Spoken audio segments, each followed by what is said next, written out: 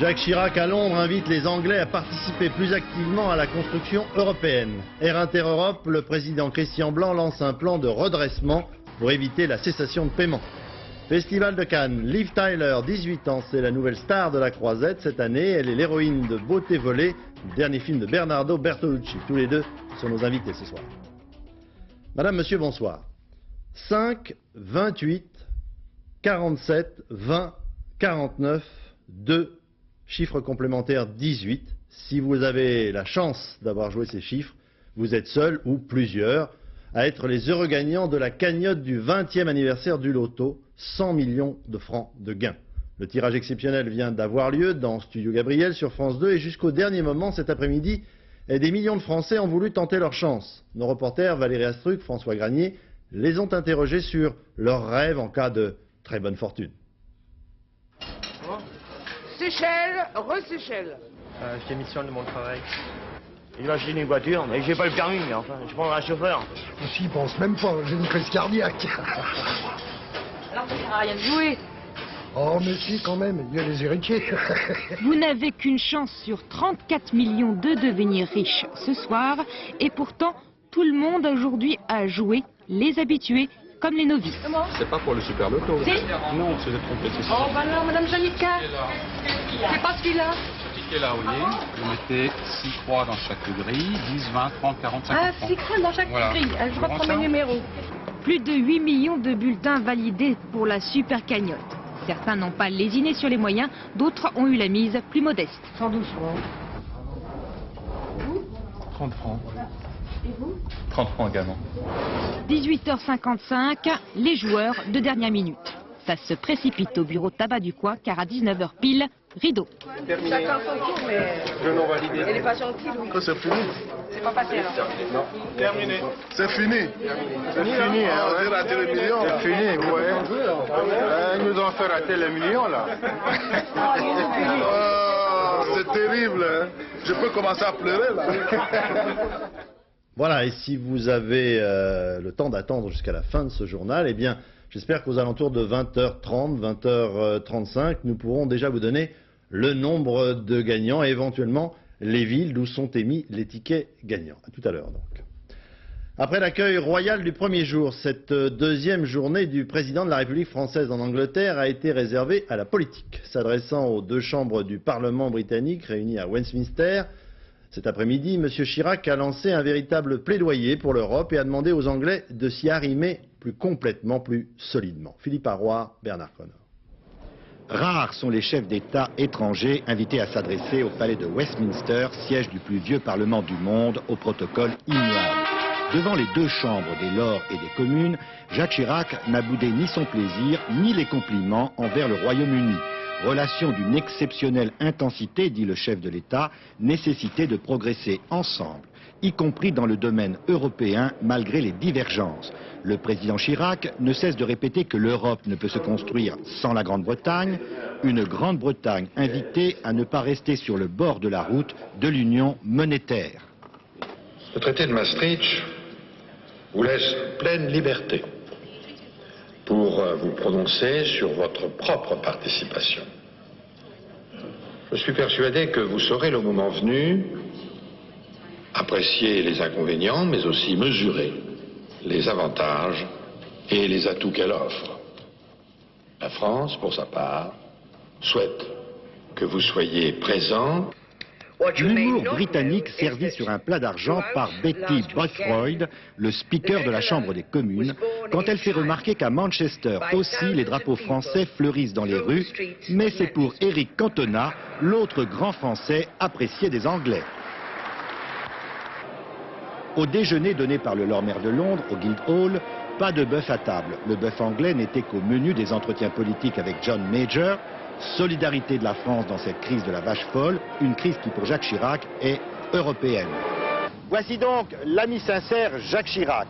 Les Anglais ont quand même compris que l'amitié ne signifie pas que la France renonce à ses propres vues et qu'elle saura les défendre si nécessaire.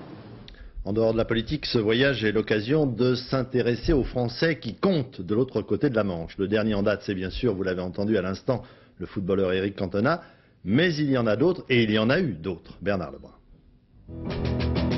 C'était dimanche dernier, juste avant la visite d'État du président Chirac. Dans les allées ensoleillées d'Hyde Park, perturbant leur week-end sacré, nous avons demandé aux promeneurs anglais quels étaient les Français qu'ils connaissaient. Napoleon, Jacques Chirac, Gérard Depardieu, Brigitte Bardot, General Charles de Gaulle, Cantona, Mitterrand, Molière, Marie-Antoinette. Et toutes ces famous people, elles sont ici chez Madame Tussaud. Sur 315 personnages que contient ce musée de cire, on compte tout de même un peu plus de 6% de Frenchies. Les plus hétéroclites, il est vrai, mais finalement représentatifs de la connaissance toute superficielle qu'ont les Anglais de notre pays. Je crois que l'ignorance entre les deux pays, c'est le grand ennemi, c'est le grand obstacle, surtout l'ignorance des Anglais, des Britanniques, à l'égard des Français. La plupart des Britanniques n'ont jamais visité la France. Ils sont peut-être allés pour une journée à Boulogne et à Calais pour boire le vin bon marché. Ce qui est un peu court, vous l'avouerez, pour découvrir tous ces atours. De la France, bien sûr. Reste la publicité télévisée en Grande-Bretagne, conçue par des Anglais pour vendre des voitures françaises. Celle-ci, tournée à Aix-en-Provence et baptisée Papa et Nicole par les Britanniques, s'est taillée un énorme succès. Devinez pourquoi? Parce qu'elle montre la destination préférée pour les vacances de l'élite anglaise. Le sud, le soleil, les fontaines et les jolies françaises. Il y a pas mal d'Anglais qui disent « j'aime tout en France, sauf les Français ». Et pourtant, ils ne peuvent pas se passer de nous. Regardez bien, vous entrez ici dans la maison du duc de Wellington, le vainqueur de Waterloo. Et devinez ce qu'il avait installé au pied de son escalier pour le saluer chaque matin, la statue de marbre de son best ennemi, l'empereur Napoléon. Meilleur ennemi, c'est déjà pas mal. Et comme tous les insulaires, les Britanniques aiment à cultiver leur splendide isolement. Pour autant, dans une ville comme Londres, l'influence française se fait sentir, comme l'a constaté notre envoyé spécial Maryse Burgot.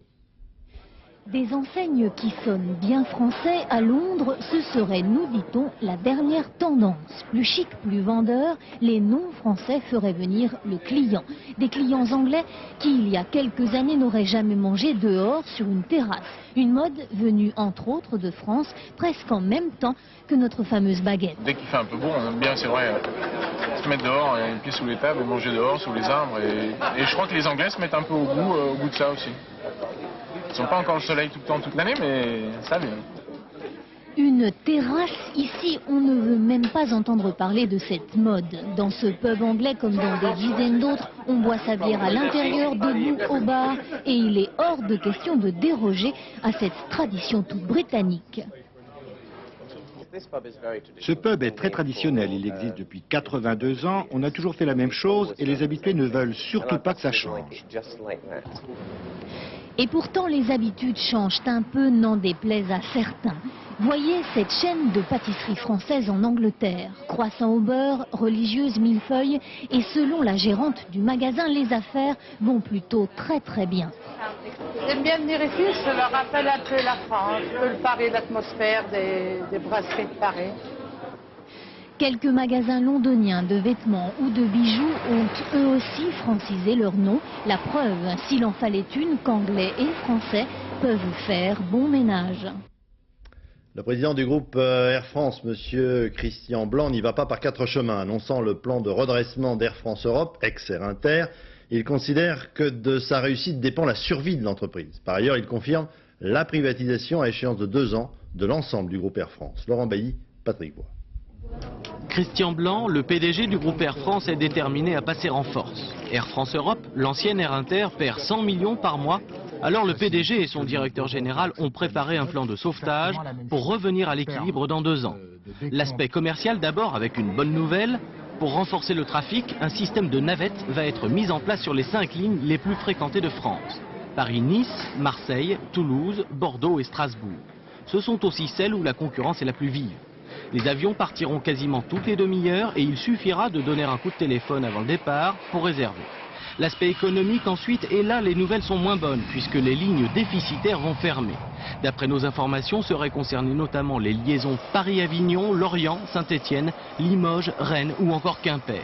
Il y a enfin le volet social et là ça coince. 950 postes seront supprimés, c'est 10% du personnel de la compagnie.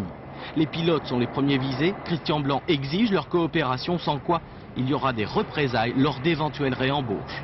Inutile de vous dire que s'ils n'ont pas joué le jeu de l'équipe l'équipe ne sera pas solidaire.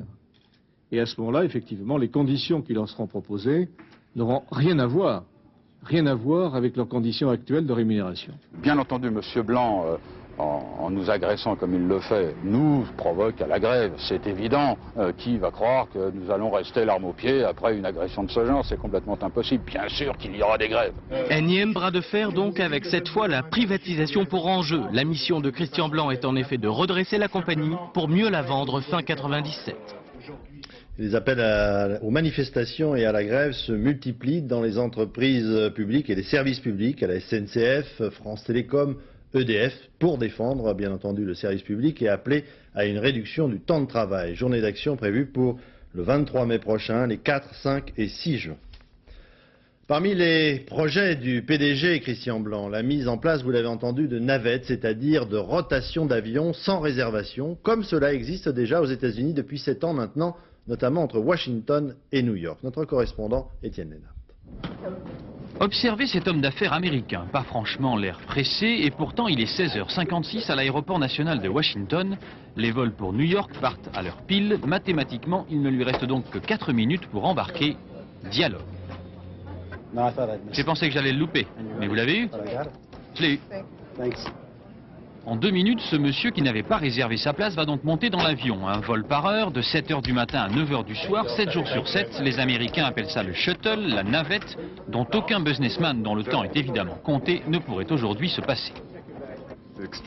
C'est vraiment très pratique. J'arrive à l'aéroport quand je veux, je suis sûr de partir dans l'heure qui suit.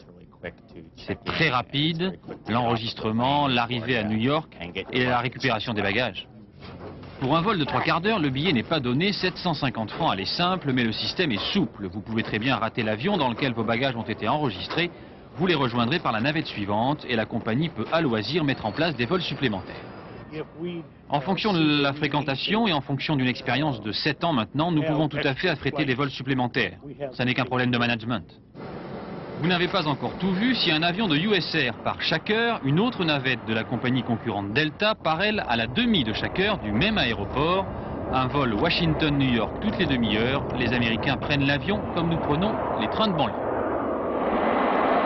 En France, perturbation cet après-midi dans le métro parisien. La CGT avait lancé un appel à une grève partielle de quelques heures pour protester contre un texte de la direction visant à régir l'activité des syndicats et à renoncer notamment dans certains cas à des actions de grève. 4 nouveaux attentats sans victimes la nuit dernière en Corse où le FLNC Canal Historique a lancé un ultimatum au gouvernement exigeant une négociation sur le statut de l'île. Par ailleurs, 2 dirigeants nationalistes ont été relâchés hier soir alors qu'ils avaient été interpellés dans le cadre d'une affaire de droit commun. Jacques Cardoz, Pascal Caron. La menace du FLNC Canal Historique d'intensifier la lutte armée n'a pas provoqué de réaction officielle des instances judiciaires et policières ici en Corse. Mais 48 heures après l'ultimatum lancé au gouvernement, ce sont les syndicats de police qui s'inquiètent aujourd'hui, réclamant au ministre de l'Intérieur une plus grande sécurité dans l'île pour leurs policiers. Monsieur le député, la politique du gouvernement en Corse ne change pas au gré des circonstances ou au gré des injonctions. Un ultimatum qui fait suite à l'interpellation des 2 militants de la Kunkolta nationaliste, la branche politique du FLNC Canal Historique. Mais après 3 heures d'audition, Jean-Dominique Allegrini et José Savelli sont ressortis libres hier soir du bureau du juge. Libres, mais mis en examen pour détention d'armes et acclamés par une trentaine de sympathisants.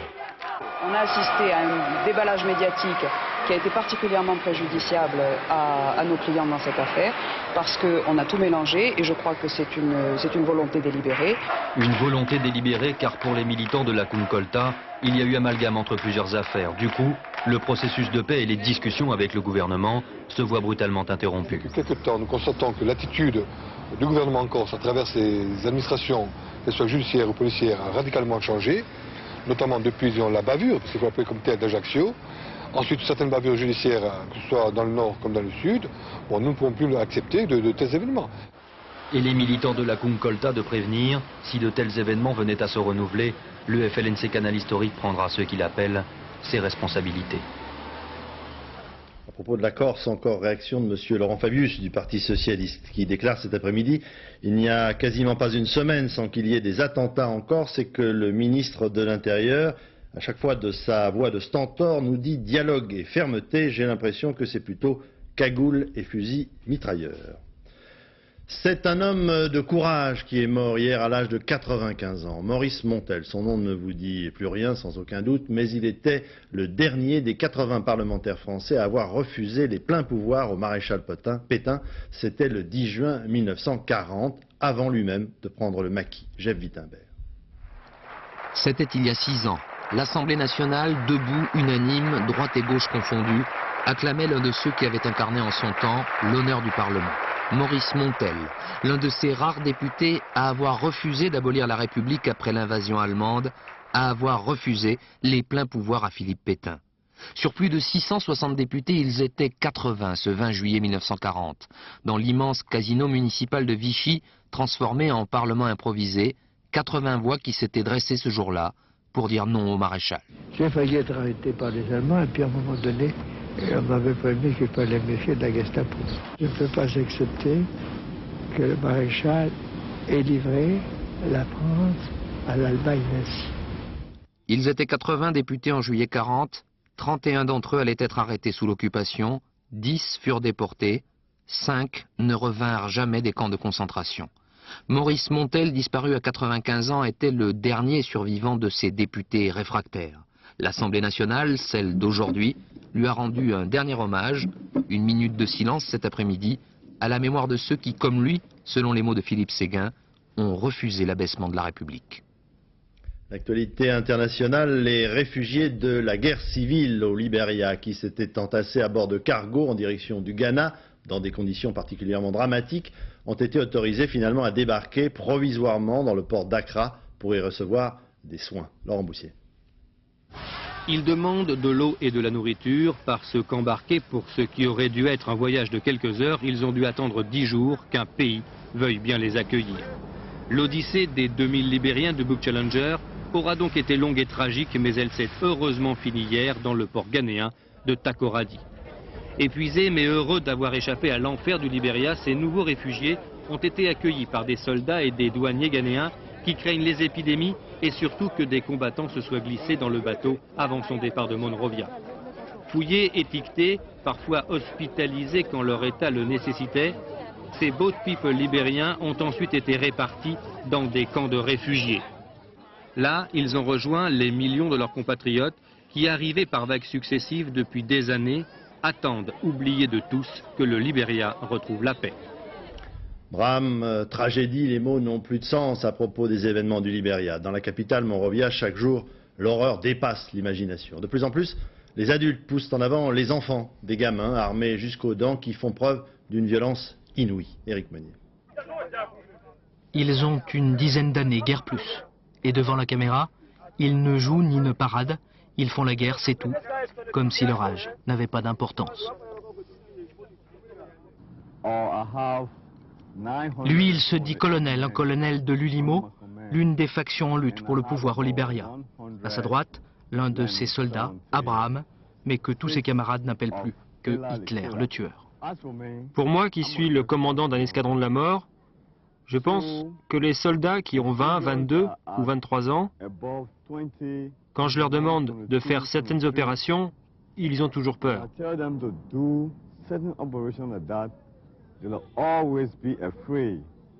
Mais des enfants soldats comme Hitler le tueur n'ont pas peur. Si je leur dis « arrache les yeux de cet homme », ils leur arracheront les yeux. Pareil si je dis arracher le cœur. N'importe quel adulte aurait peur d'une telle opération. En fait, moi aussi j'ai peur, parce que si je le fais pas, il me tue. C'est pour ça que je le fais. Les Nations Unies tentent bien de mettre en place un programme de démobilisation pour ces enfants. Mais sans la coopération des chefs de guerre, seuls quelques centaines d'enfants se sont portés volontaires. Selon l'UNICEF, il y a plus de 6000 soldats de moins de 15 ans au Libéria aujourd'hui.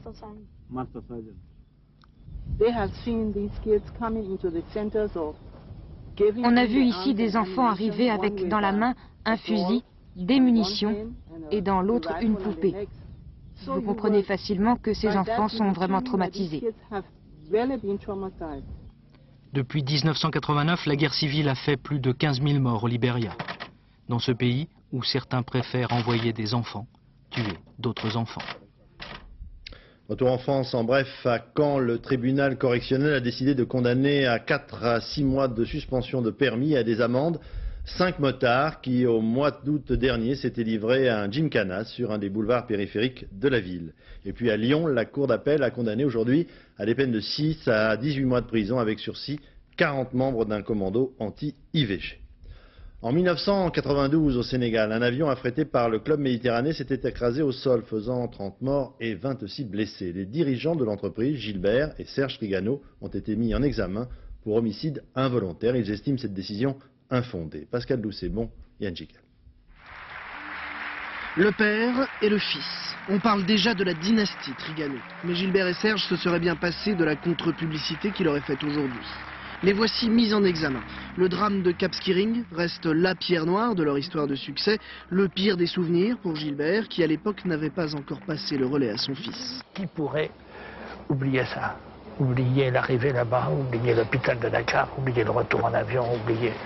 C'est toujours un cauchemar? Ça sera toujours un cauchemar. 9 février 92, 30 personnes meurent, 26 sont blessées, dont une dizaine très gravement. Lemuel Lesterlong, le pilote du bimoteur à hélice affrété par le Club Med, a confondu les lumières d'un hôtel avec celles de la piste de Cap Skirring. C'est ce qu'a établi la commission d'enquête. Mais un rapport de 92 du ministère des Transports sénégalais, rendu public par l'Express, va beaucoup plus loin. Le pilote américain mort dans l'accident était myope et presque sourd. Il avait 67 ans, soit 7 de plus que l'âge limite. Et il était poursuivi aux États-Unis pour une série d'infractions au règlement aérien. Pour plusieurs victimes, le voyagiste aurait dû le savoir. Elles veulent faire de leur drame un cas d'espèce.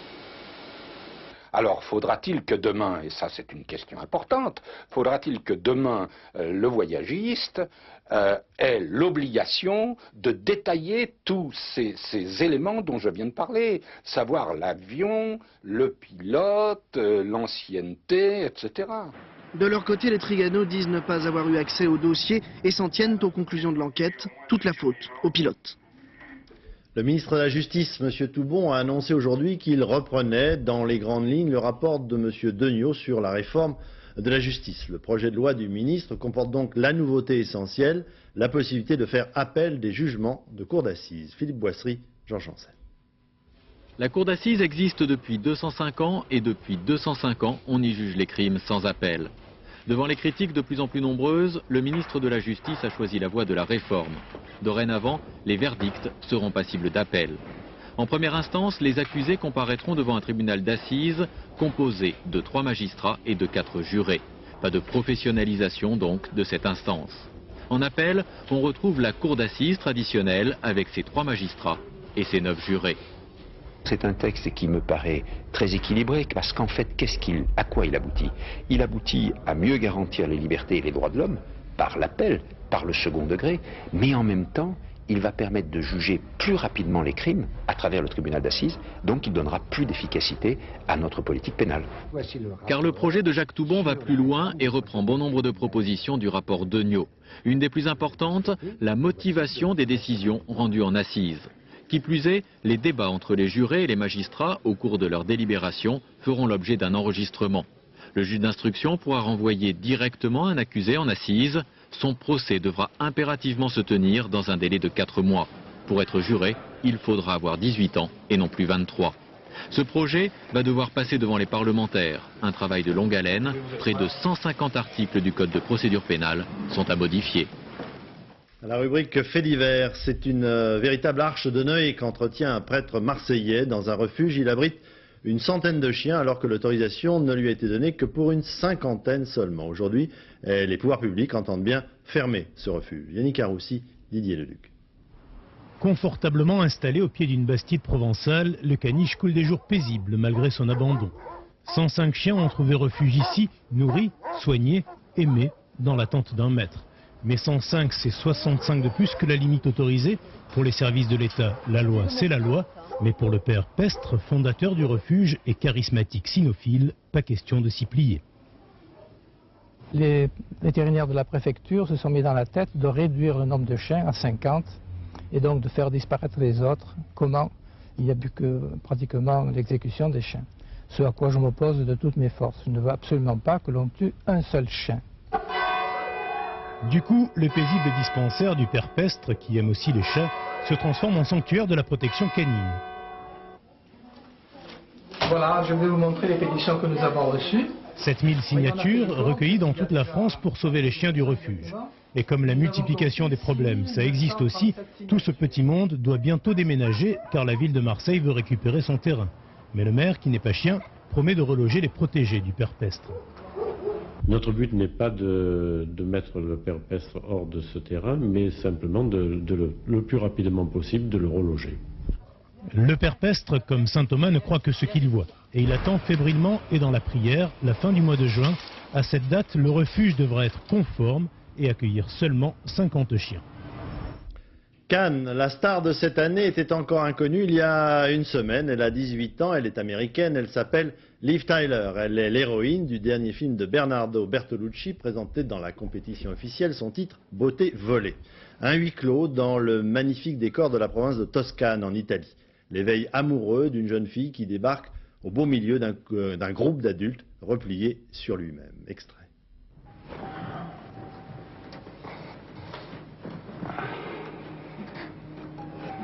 Oh, we have to clean that up. Alcohol. You know, you mustn't let it get to you. What? Us. We don't mean you any harm. Gentle. It's just that up on this hill, the only thing we have to talk about is each other. Blow on it, please.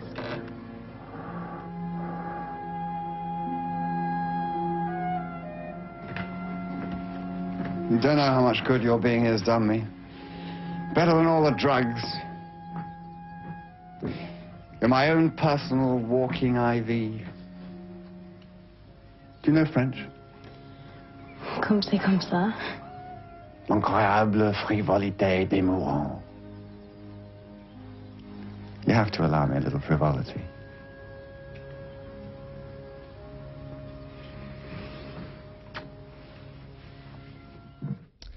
Liv Tyler, Bernardo Bertolucci, bonsoir. Bonsoir. Bien, Liv Tyler, ce n'est pas la première fois que vous venez à Cannes. Vous étiez à Cannes l'année dernière, mais l'année dernière, vous racontez vous-même que vous regardiez passer les vedettes, alors que cette année, c'est vous qu'on regarde passer. I guess so. Oui, j'imagine. L'année dernière, vous étiez venu avec votre maman? Yes, she's here now. Oui, elle est aussi ici cette année. Elle est au Carlton. Bien, alors lorsqu'on devient la vedette que vous êtes aujourd'hui, la star, est-ce que ça fait tourner la tête un peu? I don't know, that's a strange question. Je ne sais pas, c'est une question étrange. J'espère que non, ce serait terrible. Bien, alors, c'est votre premier film très important. On vous a vu là dans une séquence avec Jeremy Irons. Qu'est-ce que ça fait à une jeune fille de 18 ans de se retrouver comme ça d'un seul coup avec de très grands acteurs? C'est merveilleux. J'estime que j'ai eu beaucoup de chance. Bernardo Bertolucci, je voudrais que vous nous racontiez cette rencontre justement avec Liv Tyler. Pourquoi l'avoir choisie? Elle était inconnue. Comment l'avez-vous trouvée plus exactement? Bon, j'avais commencé à chercher l'actrice pour ce personnage à Los Angeles. Je me suis rendu compte, je ne la trouvais pas, que c'était parce qu'il avait été écrit pour une fille de New York.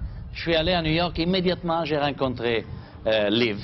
Et j'ai décidé immédiatement que c'était l'actrice juste pour le film.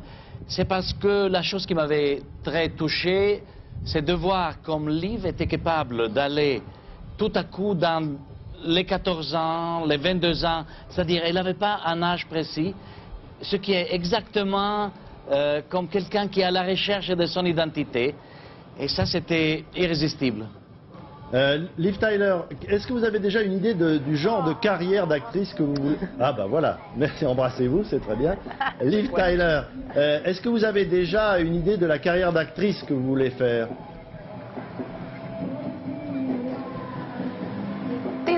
Ce sont des questions très intéressantes, mais franchement, je ne savais pas que j'aurais le privilège de tourner avec Bernardo un jour. Je suis très heureuse d'être allée jusque-là. Oui, mais en effet, oui. Elle n'a pas dit qu'après avoir fait Beauté volée, elle a fait un film avec Woody Allen, un film avec Tom Hanks, elle est en train de faire un nouveau film. Là, vraiment, la trahison est complète.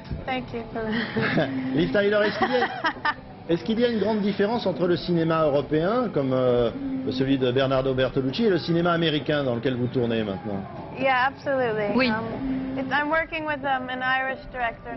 En ce moment, je travaille avec un réalisateur irlandais. Je ne me rendais pas compte à quel point Bernardo me manquait, avec des caméramans anglais. Mais très franchement, je préfère travailler avec les Européens qu'avec les Américains. Peut-être qu'après, je n'aurai plus le droit de tourner aux États-Unis. Merci. Dernière question tout de même. Bernardo Bertolucci, vous revenez avec un film intimiste après des grands films comme Le Dernier Empereur ou Little Buddha. Et puis on parle aussi du renouveau du cinéma italien.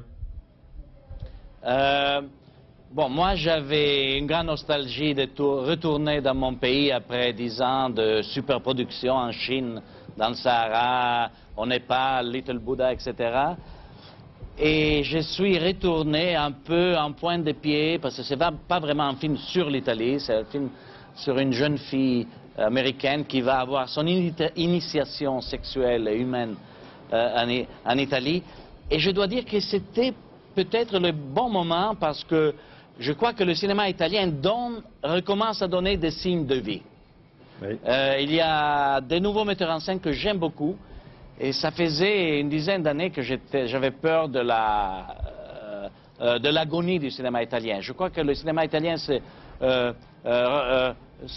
recommence, mais ce n'est pas seulement le cinéma. C'est le signe qu'une réalité en Italie nouvelle recommence en ce moment. Merci en tout cas à tous les deux, et je peux vous le dire, puisque vous êtes très jeune, Liv Tyler, vous êtes vraiment très jolie et vous avez de très beaux yeux.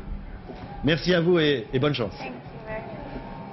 Parmi les films en compétition, on reste à Cannes, celui que l'on considère déjà comme un favori, un héros très discret, de Jacques Audiard, le fils de Michel Audiard, avec comme héros Mathieu Kassovitz. Ce film est tiré d'un roman de l'ancien ministre Jean-François Degnaud. En 1945, un jeune homme qui a passé la durée de la guerre, disons, au chaud, s'invente un passé de résistant. Nicole Cornu-Langlois, Jean-Louis Mollin. Attention, danger, cet homme est un imposteur et va provoquer des polémiques. Et ce n'est pas pour déplaire à Jean-François Degnaud, auteur de ce livre écrit pendant sa maladie et qui a inspiré Jacques Audiard. Adolescent déjà, ce faux héros copiait des romans dont il se vantait d'être l'auteur. Dans la confusion de la fin de la guerre, en 1944, il se fait passer pour résistant, émerge du néant. Ceux qui avaient vraiment fait la guerre étaient à la fois épatés, en disant mais comment il est si modeste que ça, comment il arrive? Et puis il y en a qui se doutaient quand même de quelque chose. Et c'est dans le livre et c'est dans le film. Donc il était toujours sur la corde raide. Chantez Albert Deus. Il joue sur des petits trucs. On lui offre une cigarette, dit oui je prends parce que c'est une anglaise. Un goût à qui? Alors pour les gens qui entendent ça, ils disent bah, bien sûr il était à Londres. Histoire d'un homme ordinaire dans une période extraordinaire. Il est à la fois très fragile, une sorte d'équilibriste, il ne sait jamais s'il va se casser la gueule ou pas, très fragile, et en même temps il faut un énorme culot pour faire ça. Alors il y est entraîné, on m'a demandé s'il était sympathique ou pas, on n'est pas imposteur sans du charme, sinon ça ne marcherait pas. Et Jacques Audiard, qui n'a pas connu cette période, donne à cette histoire force et authenticité. Il joue avec une balle dans le poumon. Oh, oh vieux. Vous avez bien été blessé au poumon, mon colonel. Oui, alors. Je vois pas la cicatrice. Vous n'avez jamais venu à l'esprit que la balle ait pu rentrer sous l'aisselle, non? Un travail de funambule. Il y a plein de choses qu'on rattrape dans la vie. L'éducation, les bonnes manières, ce qu'on doit connaître, ce qu'on doit dire ou ne pas dire. Et puis il y a le reste. Qu'est-ce que ça fait quand on aime une femme? Et puis surtout, qu'est-ce que ça fait quand on aime une femme et qu'on ne peut rien lui dire parce que toute votre vie n'est qu'un mensonge? Compliqué, oui, de tels hommes. Pour oublier leurs faiblesses, Jean-François Degnaud s'éloigne parfois d'eux pour vivre et écrire des aventures de solitude. Jamal Bali est un jeune Parisien qui a décidé de rallier les grandes capitales spirituelles du monde, en passant donc par Rome, Jérusalem, etc., etc. Le tout par ses propres moyens, c'est-à-dire enfin en pratiquant la course à pied. Il est parti aujourd'hui de Paris pour un périple de 16 000 km. John-Paul Lepers, Joseph Bachtig. Bon, mais au revoir. Hein. Pensez à moi quand même. Hein. Ce soir, je serai à Gif-sur-Yvette. Pour ceux qui veulent me suivre, National 20. Bon, allez, salut. 16 000 km de course à pied à travers 3 continents. Jamel veut relier les principales villes saintes du monde. Après une visite au pape, il compte être à Jérusalem pour Noël. Suivront la Mecque, Bénarès et enfin Lhasa au Tibet, terme du voyage. Une paire de chaussures et une coupe de cheveux tous les 2000 km. D'ici 2-3 mois, j'aurai les premiers chameaux. Premiers chameaux le long de la route. Ce sera au nord de la Syrie. Jamel ne cherche pas l'exploit sportif. Il part surtout à la rencontre des autres. Il dispose d'un mini-budget de moins de 50 francs par jour. Mais les gens, vous leur faites pas peur quand vous arrivez comme ça, en courant? Je crois que j'étonne les gens et donc les portes s'ouvrent et les esprits s'ouvrent aussi. Les consciences se libèrent. Pour rentabiliser son voyage, Jamel Bali ramènera des photos et écrira un livre sur les religions du monde. Avant cela, il devra traverser de nombreuses guerres, souvent conduites au nom de Dieu. Je tiens de toute manière à traverser tout ça et je pense que j'aurai aucun problème parce que j'ai une vraie détermination. Et pourtant, Jamel ne croit pas en Dieu. Il sait simplement où il va, à l'autre bout du monde. Dimanche prochain aura lieu le Grand Prix de Formule 1 de Monaco. La particularité de cette course, c'est qu'elle se déroule en ville et que les places pour les spectateurs sont chères, très chères même. Yasmina Farber, Didier Beaumont. Pour vivre au rythme des bolides de Monaco, rien ne vaut l'ambiance feutrée des palaces de la principauté. Les 650 chambres des hôtels de la Société des Bains de Mer sont souvent réservées d'une année sur l'autre. Forfait minimum autorisé 3 jours, prix de base de ce séjour 30 000 francs la chambre. Pendant le Grand Prix, la SBM réalise le chiffre d'affaires de 5 semaines d'été, le grand luxe à sa clientèle. On peut avoir aussi bien sûr des suites voire présidentielles pour 100 000 francs. Alors ça c'est le sommet. Tous les extras sont en supplément, comme le déjeuner sur cette terrasse à la vue panoramique, 1700 francs le couvert. Au menu, sur la place du casino, une Formule 1 qui vous passera sous le nez pour 800 francs. Bien sûr, le Grand Prix se regarde normalement dans des tribunes. Monaco propose 20 000 places assises et 10 000 debout, de 200 à 1500 francs s'il en reste. Les gens s'y sont pris très tôt.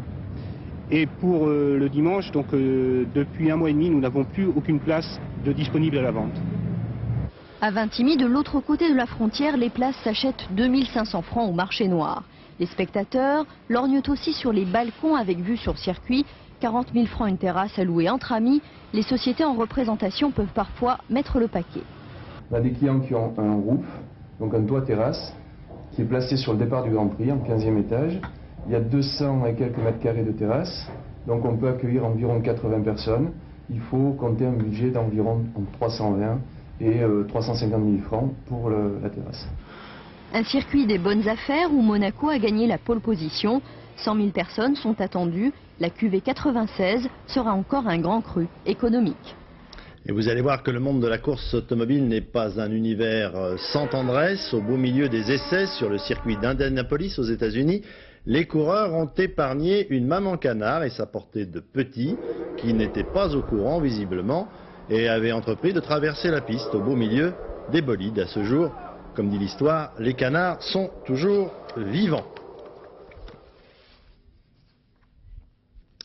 Je vous rappelle le tirage de la super cagnotte du loto qui a eu lieu tout à l'heure sur France 2. Je vous rappelle les chiffres si vous ne les avez pas notés tout à l'heure.